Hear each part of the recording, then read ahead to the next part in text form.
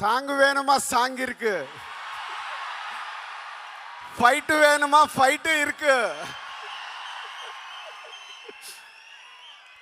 Hero villain Surya and hero గారికి claps వేணுమా claps ఇరుకు. So సంక్రాంతికి సూపర్ హిట్ ఇరుకు.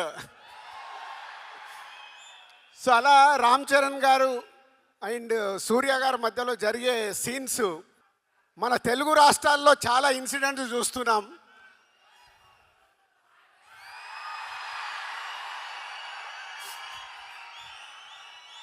రేపు రెడీగా ఉండండి, పేపర్లు పెట్టుకోండి, జనసేన అవి పెట్టుకోండి.